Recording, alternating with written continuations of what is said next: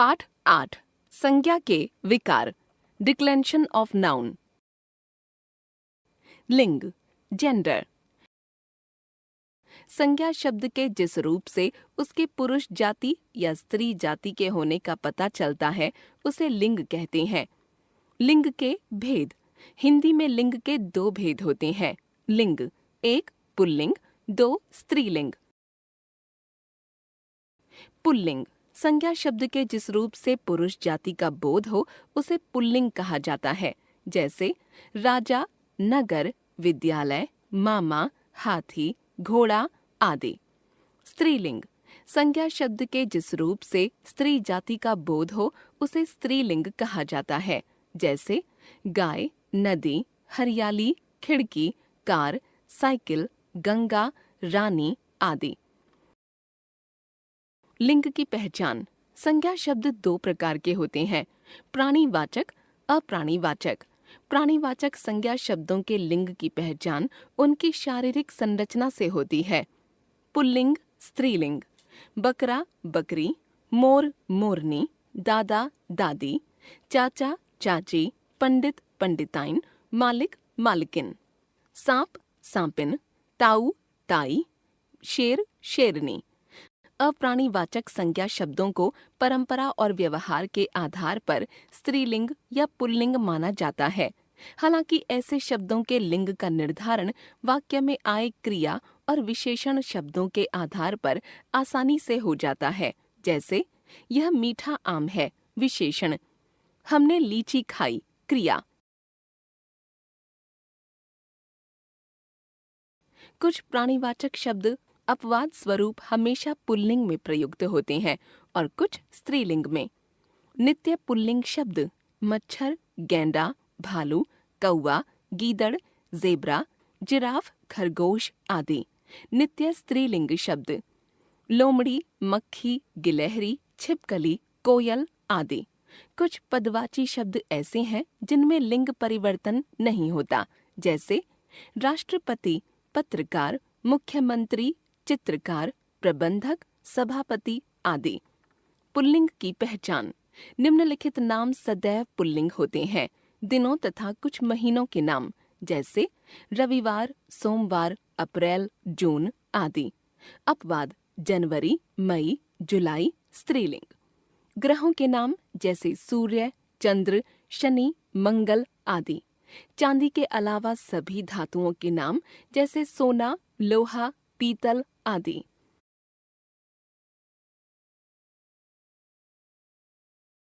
वृक्षों तथा अनाजों के नाम, जैसे नीम, पीपल, चना, गेहूं, बाजरा आदि। सागरों के नाम, जैसे हिंद महासागर, प्रशांत महासागर, अरब सागर आदि। शरीर के कुछ अंग, जैसे हाथ, गला, माथा, पैर, अंगूठा, दांत, पेट आदि। समूह का बोध कराने वाली कुछ संज्ञाएं, जैसे कुटुंब, संघ, दल आदि। भाववाचक संज्ञाएं, जैसे पहनावा, दिखावा, मोटापा, बचपन आदि।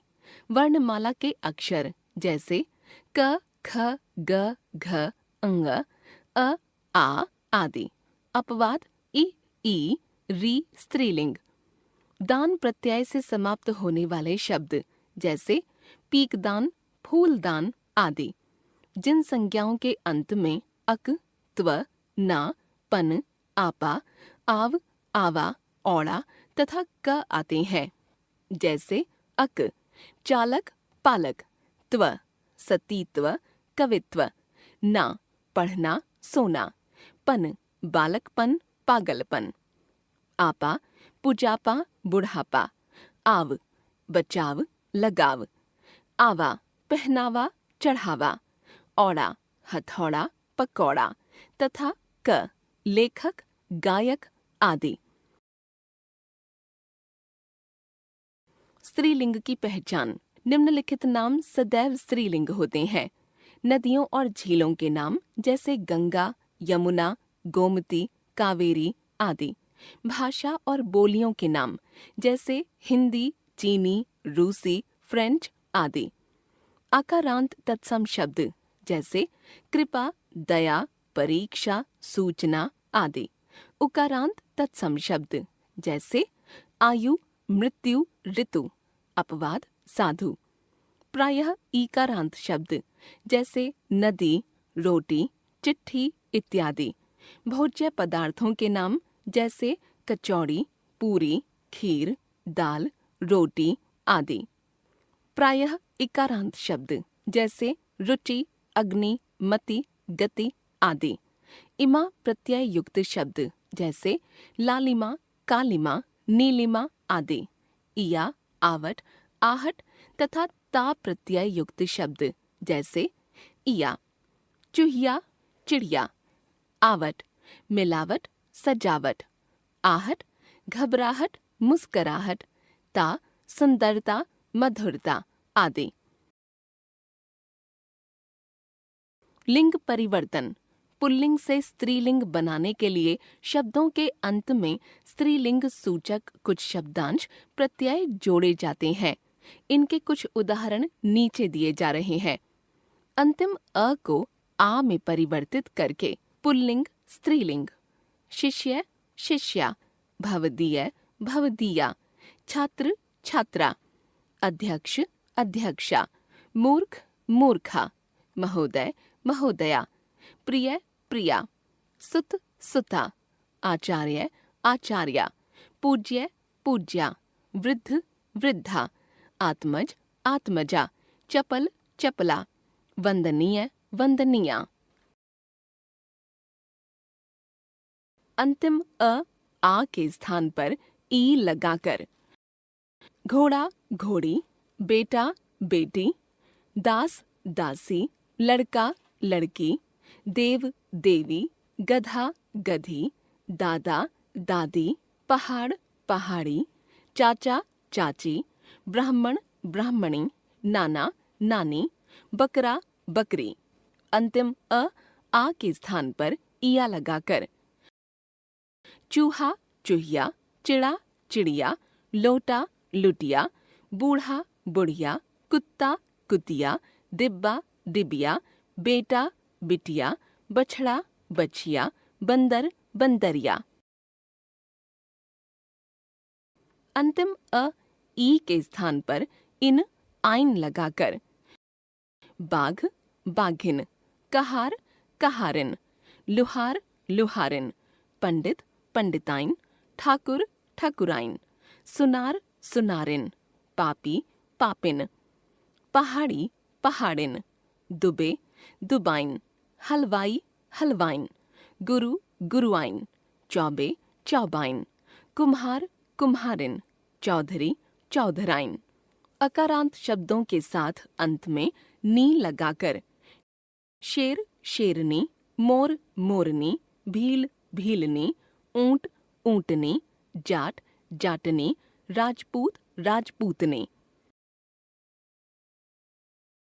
अक को इका में बदलकर सेवक, सेविका। अध्यापक, अध्यापिका। बालक, बालिका। वाचक, वाचिका। नायक, नायिका। लेखक, लेखिका। धावक, धाविका। पाठक, पाठिका। शिक्षक, शिक्षिका। याचक, याचिका। दर्शक, दर्शिका। गायक, गायिका। अंतिम मान और वान को क्रमशः मति और वति में बदलकर श्रीमान, श्रीमती। रूपवान, रूपवती। भगवान, भगवती। आयुष्मान, आयुष्मती। गुणवान, गुणवती। बलवान, बलवती। बुद्धिमान, बुद्धिमती। पुत्रवान, पुत्रवती। धनवान, धनवती। अंतिम ई के स्थान पर इनी लगाकर स्वामी, स्वामिनी। तेजस्वी, तेजस्विनी। तपस्वी, तपस्विनी। अभिमानी, अभिमानिनी। योगी, योगिनी। मानी, मानिनी। अंत में आनी जोड़कर सेठ, सेठानी। देवर, देवरानी। नौकर, नौकरानी। जेठ, जेठानी। इंद्र, इंद्राणी। भव, भवानी। भिन्न रूप वाले पुल्लिंग स्त्रीलिंग शब्द।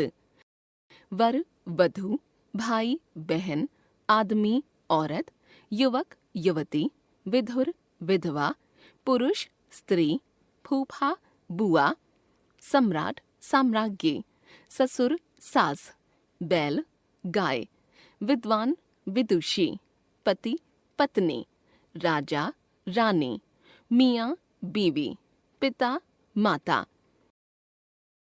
समझते चलें। नित्य स्त्रीलिंग तथा नित्य पुल्लिंग शब्दों के लिंग परिवर्तन हेतु क्रमशः इन शब्दों से पहले नर और मादा शब्द लिखना चाहिए। जैसे स्त्रीलिंग पुल्लिंग, मक्खी नर मक्खी, छिपकली नर छिपकली, मच्छर मादा मच्छर, कौआ मादा कौआ। हम जान गए लिंग शब्द का जो रूप उसके पुरुष या स्त्री जाति होने का बोध कराए लिंग। लिंग के दो प्रकार, एक पुल्लिंग, दो स्त्रीलिंग। जो शब्द पुरुष जाति का बोध कराए पुल्लिंग, जो शब्द स्त्री जाति का बोध कराए स्त्रीलिंग। वचन नंबर। कुछ संज्ञा शब्द एक होने का बोध कराते हैं तो कुछ एक से अधिक यानी अनेक होने का बोध कराते हैं। संज्ञा शब्दों का संख्या में एक और अनेक होने का बोध कराना ही वचन कहलाता है। शब्द के जिस रूप से किसी वस्तु, प्राणी या स्थान के एक या अनेक होने का बोध होता है उसे वचन कहते हैं। वचन के भेद। हिंदी में वचन के दो भेद होते हैं। वचन एक एकवचन, दो बहुवचन। एकवचन संज्ञा शब्द के जिस रूप से उसके एक होने का बोध हो उसे एकवचन कहते हैं। जैसे बच्चा, केला, पुस्तक, कमीज आदि। बहुवचन संज्ञा शब्द के जिस रूप से उसके एक से अधिक होने का बोध हो उसे बहुवचन कहते हैं। जैसे बच्चे, पुस्तकें, केले, कमीजें आदि। वचन की पहचान। वचन की पहचान दो तरह से होती है। एक, संज्ञा सर्वनाम और विशेषण शब्दों के प्रयोग द्वारा। दो, क्रिया शब्दों के प्रयोग द्वारा। संज्ञा सर्वनाम और विशेषण द्वारा। वाक्यों में आए संज्ञा सर्वनाम और विशेषण शब्दों से एक वचन और बहुवचन की पहचान होती है। जैसे नेहा ने केला खाया, केला संज्ञा एकवचन। नेहा ने केले खाए, केले संज्ञा बहुवचन। वह पढ़ रहा है, वह सर्वनाम एकवचन। वे पढ़ रहे हैं, वे सर्वनाम बहुवचन। लंबा आदमी, लंबा विशेषण एकवचन। लंबे आदमी, लंबे विशेषण बहुवचन। क्रिया शब्दों के प्रयोग द्वारा।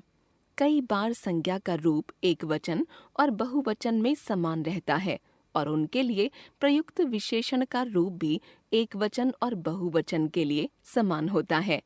ऐसे में संज्ञा शब्दों के वचन की पहचान वाक्य में आई क्रियाओं से होती है। जैसे मोर नाच रहा है, क्रिया एकवचन। मोर नाच रहे हैं, क्रिया बहुवचन। आदमी बैठा है, क्रिया एकवचन। आदमी बैठे हैं, क्रिया बहुवचन। धावक दौड़ रहा है, क्रिया एकवचन।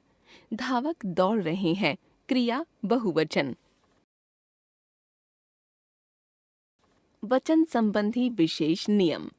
आदर या सम्मान प्रकट करने के लिए एक वचन के स्थान पर भी बहुवचन का प्रयोग होता है।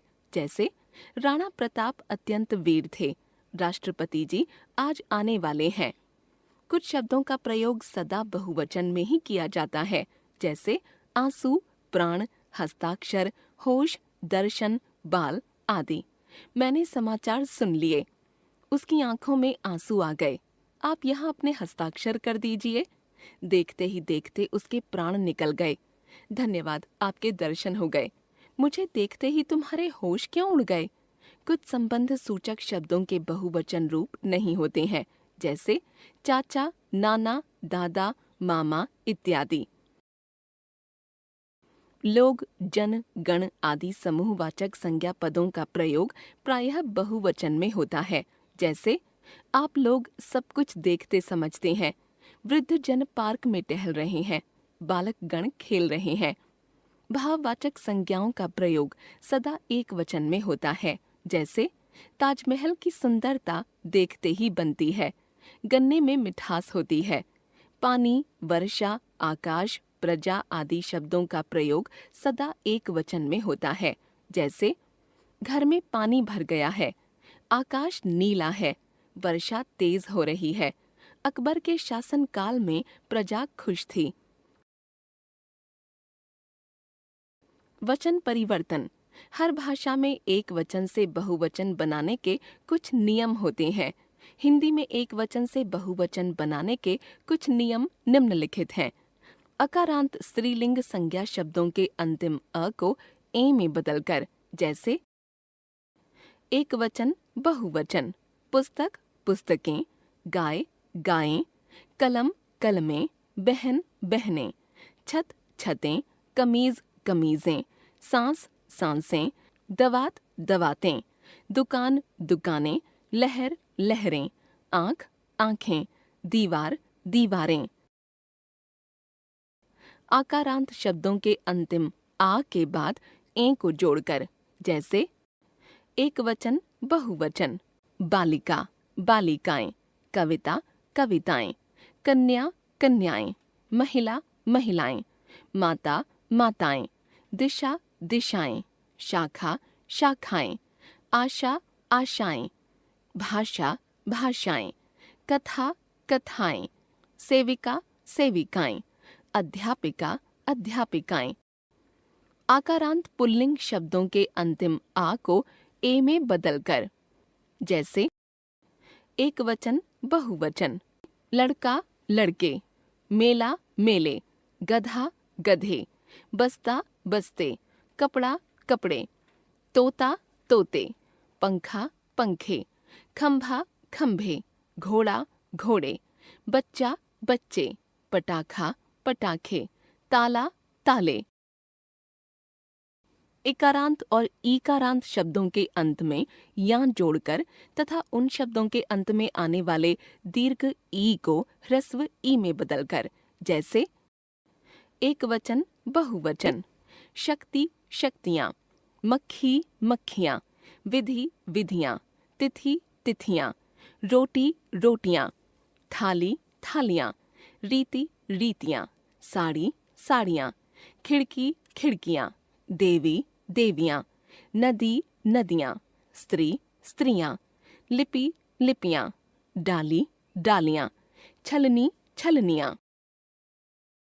स्त्रीलिंग शब्दों के अंतिम या को या में बदलकर, जैसे एक वचन बहुवचन, बछिया बछियाँ, खटिया खटियाँ, बंदरिया बंदरियाँ, पुड़िया पुड़ियाँ, चिड़िया चिड़ियाँ, गुड़िया गुड़ियाँ। उकारांत ऊकारांत और औकारांत स्त्रीलिंग संज्ञा शब्दों में ए जोड़ देते हैं और ऊकारांत शब्दों के ऊ को ऊ कर देते हैं, जैसे वस्तु वस्तुएं, गौ गौएं, धेनु धेनुएं, धातु धातुएं, वधु वधुएं, ऋतु ऋतुएं।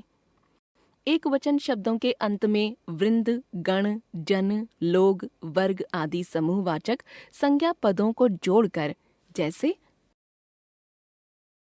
कवि कविगण, मुनि मुनिगण, प्रजा प्रजाजन, कर्मचारी कर्मचारी गण, आप लोग, पक्षी पक्षी वृंद, साधु साधुजन, छात्र छात्र वर्ग, नर्तक नर्तक दल, शिक्षक शिक्षक गण, गुरु गुरुजन, शिशु शिशु वृंद।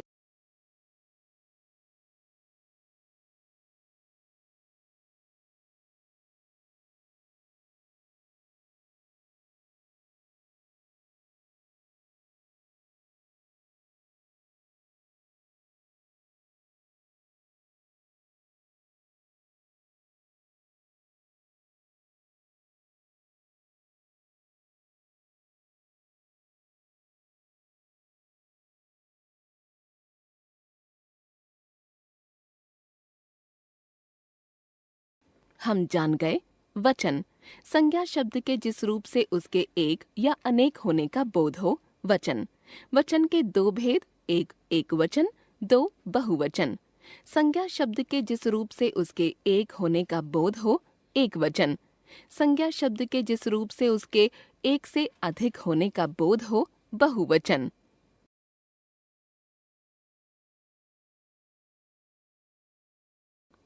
कारक, केस। संज्ञा या सर्वनाम के जिस रूप से उसका संबंध वाक्य के अन्य शब्दों के साथ जाना जाए, उसे कारक कहते हैं। कारक के भेद। हिंदी में कारक के 8 भेद होते हैं। कारक, कारक चिन्ह अथवा परसर्ग। प्रयोग। एक, कर्ता, ने, संगीता ने गीत सुनाया। दो, कर्म, को, संगीता ने प्रणव को बुलाया। तीन, करण, से, द्वारा, संगीता सीढ़ियों से नीचे उतरी। चार, संप्रदान, को, के लिए, संगीता बहन के लिए उपहार लाई। पाँच, अपादान, से, संगीता बस से उतरी। छह, संबंध, का, के, की आदि, संगीता के पिताजी डॉक्टर हैं। सात, अधिकरण, में, पर, संगीता अभी घर पर होगी। आठ, संबोधन, अरे, ओ, रे आदि, अरे संगीता संभल कर चल। कर्ता कारक, संज्ञा या सर्वनाम के जिस रूप से क्रिया को करने वाले का बोध हो, उसे कर्ता कारक कहते हैं। इसका विभक्ति चिन्ह ने है। जैसे वाक्य, क्रिया, प्रश्न, कर्ता कारक। नेहा ने पुस्तक पढ़ी। पढ़ी, किसने पढ़ी? नेहा ने। रमेश पुस्तक पढ़ता है। पढ़ता है, कौन पढ़ता है? रमेश। शेखर ने खाना खाया। खाया, किसने खाया? शेखर ने। उपरोक्त वाक्य में पुस्तक पढ़ने एवं खाना खाने का कार्य नेहा, रमेश और शेखर ने किया है। इसलिए नेहा, रमेश और शेखर इन वाक्यों में कर्ता हैं। हालांकि नेहा और शेखर के साथ कर्ता कारक की विभक्ति ने लगी है, किंतु रमेश के साथ कर्ता कारक की विभक्ति ने का प्रयोग नहीं हुआ है। कर्ता कारक के साथ अनेक बार विभक्ति चिन्ह ने का प्रयोग नहीं होता। जैसे आकाश सो गया, आकाश कर्ता है। इस वाक्य में कर्ता की विभक्ति नहीं लगी है। अकर्मक क्रियाओं के साथ ने विभक्ति नहीं लगती। सकर्मक क्रिया होने पर भी वर्तमान और भविष्यत काल में कर्ता के साथ ने चिन्ह का प्रयोग नहीं होता है। जैसे राम रोटी खा रहा है, वर्तमान काल। राजेश रोटी खाएगा, भविष्यत काल। कर्म कारक, वाक्यों में क्रिया का फल कर्ता पर न पड़कर जिस किसी संज्ञा या सर्वनाम शब्द पर पड़ता है, वह कर्म कारक कहलाता है। इसका विभक्ति चिन्ह है को। जैसे वाक्य, क्रिया, प्रश्न, कर्म कारक। गुरुजी ने बच्चों को पढ़ाया। पढ़ाया, किसको पढ़ाया? बच्चों को। मनोज पुस्तक पढ़ता है। पढ़ता है, क्या पढ़ता है? पुस्तक। राम ने रावण को मारा।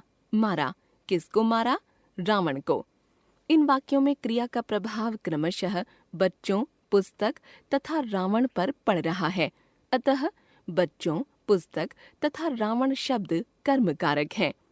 उपर्युक्त वाक्यों में हम देखते हैं कि कर्म कारक युक्त वाक्यों में को का प्रयोग अनिवार्य नहीं है। दिनांक, वार, समय आदि प्रकट करने के लिए भी को चिन्ह का प्रयोग होता है। जैसे मैं मंगलवार को जाऊंगा, 15 अगस्त को प्रत्येक हिंदुस्तानी याद रखेगा। करण कारक, कर्ता जिस साधन से क्रिया करता है उसे करण कारक कहा जाता है। इसका विभक्ति चिन्ह से है। जैसे वाक्य, क्रिया, प्रश्न, करण कारक। आयुष कलम से लिखता है। लिखता है, किससे लिखता है? कलम से। पुलिस ने चोर को डंडे से पीटा। पीटा, किससे पीटा? डंडे से। सभी पत्र डाक से भेजे गए। भेजे गए, किससे भेजे गए? डाक से। इन वाक्यों में लिखने का साधन कलम, पीटने का साधन डंडा तथा पत्र भेजने का साधन डाक है। अतः कलम से, डंडे से और डाक से करण कारक हैं। संप्रदान कारक, कर्ता जिसके लिए कार्य करता है या जिसे कुछ देता है, इसका पता जिस शब्द से चलता है उसे संप्रदान कारक कहते हैं। इसके विभक्ति चिन्ह को के लिए हैं, जैसे बुआ जी ने नीता को मिठाई दी, पिताजी ने प्रणव के लिए आम लाए। इन वाक्यों में नीता, प्रणव संप्रदान कारक हैं और बुआ पिताजी कर्ता हैं, जिन्होंने मिठाई देने तथा आम लाने का कार्य किया है। अपादान कारक, अपादान का अर्थ है अलग होना। संज्ञा या सर्वनाम के जिस रूप से एक वस्तु का दूसरी वस्तु से अलग होने या तुलना करने का बोध होता है, उसे अपादान कारक कहते हैं। इसका विभक्ति चिन्ह से है, जैसे वाक्य, क्रिया, प्रश्न, अपादान कारक। वृक्ष से पत्ते गिरते हैं, गिरते हैं, कहाँ से? वृक्ष से। अलग होना, नीता गीता से अच्छा गाती है, गाती है, किससे? गीता से। तुलना, इन वाक्यों में पत्ते और गीता अपादान कारक हैं। इनके साथ से पर सर्ग लगा है। इनसे अलग होने या तुलना करने का पता चलता है। ये अपादान कारक हैं। अलग होने और तुलना के अतिरिक्त डरने, लजाने और दूरी के लिए भी से पर सर्ग का प्रयोग किया जाता है, जैसे वह कुत्ते से डरता है, शीला गांव वालों से लजाती है, दिल्ली से मुंबई बहुत दूर है। निषेध के अर्थ में भी से का प्रयोग होता है, जैसे पाप से बचो। संबंध कारक, संज्ञा अथवा सर्वनाम के जिस रूप से उसका संबंध वाक्य के दूसरे संज्ञा शब्दों से प्रकट हो, उस रूप को संबंध कारक कहते हैं। इसके विभक्ति चिन्ह का, के, की हैं, जैसे गीता की बहन का आज जन्मदिन है, दशरथ के पुत्र राम ने रावण को मारा, तुम्हारी पुस्तक अच्छी है, वह महादेव की पुत्री है। इन वाक्यों में गीता, तुम्हारी, दशरथ तथा महादेव संज्ञा और सर्वनामों का संबंध क्रमशः बहन, पुस्तक, पुत्र तथा पुत्री के साथ पता चलता है। अतः इनमें संबंध कारक है। अधिकरण कारक, संज्ञा या सर्वनाम के जिस रूप से क्रिया के आधार का बोध हो, उसे अधिकरण कारक कहते हैं। इसके विभक्ति चिन्ह में और पर हैं, जैसे वाक्य, क्रिया, प्रश्न, अधिकरण कारक। पक्षी आकाश में उड़ रहा है, उड़ रहा है, कहाँ? आकाश में। पुस्तक मेज पर है, कहाँ? मेज पर। इन वाक्यों में आकाश में तथा मेज पर शब्द अधिकरण कारक हैं। संबोधन कारक, जिन संज्ञा या सर्वनाम शब्दों का प्रयोग संबोधन के रूप में बुलाने या पुकारने के लिए किया जाता है, उन्हें संबोधन कारक कहते हैं, जैसे अरे अनमोल इधर आओ, हे छात्रों मन लगाकर पढ़ो, हे राम यह क्या हो गया, हाय अल्लाह कैसी मुसीबत आ गई। इन वाक्यों में अरे, हे, हाय शब्द द्वारा अनमोल, राम, छात्र और अल्लाह को पुकारा जा रहा है। अतः अरे अनमोल, हे राम, हे छात्रों और हाय अल्लाह संबोधन कारक हैं। कर्म और संप्रदान कारक में अंतर। कर्म कारक और संप्रदान कारक दोनों में को विभक्ति का प्रयोग होता है, पर इनमें अंतर होता है। कर्म कारक में जिस शब्द के साथ को जुड़ा होता है, उस पर क्रिया का फल पड़ता है, जैसे प्रणव ने आयुष को पीटा। इस वाक्य में पीटा क्रिया का फल आयुष पर पड़ रहा है, अतः आयुष कर्म कारक है। संप्रदान कारक के चिन्ह को का अर्थ के लिए अथवा के वास्ते होता है तथा इससे किसी को कुछ देने का बोध होता है, जैसे अंजलि ने गरीब आदमियों को कंबल दिया। इस वाक्य में देने या किसी के लिए कुछ करने का बोध होता है, अतः संप्रदान कारक है। करण और अपादान कारक में अंतर। करण और अपादान दोनों कारकों का विभक्ति चिन्ह से है, परंतु अर्थ की दृष्टि से दोनों में भिन्नता है। करण कारक में प्रयुक्त से साधन का सूचक होता है, परंतु अपादान कारक में प्रयुक्त से अलग होने का भाव प्रकट करता है, जैसे रमन कलम से लिखता है, कलम से करण कारक साधन का सूचक है। बच्चा बिस्तर से गिर पड़ा, बिस्तर से अपादान कारक अलग होने का भाव है। हम जान गए कारक संज्ञा या सर्वनाम के जिस रूप से उसका संबंध वाक्य के दूसरे शब्दों के साथ, खास तौर पर क्रिया के साथ जाना जाए। कारक कारकों के लिए निश्चित किए गए चिन्ह कारक चिन्ह, विभक्ति चिन्ह या परसर्ग। कारक के भेद: 1 कर्ता कारक, 2 कर्म कारक, 3 करण कारक, 4 संप्रदान कारक, 5 अपादान कारक, 6 संबंध कारक, 7 अधिकरण कारक, 8 संबोधन कारक।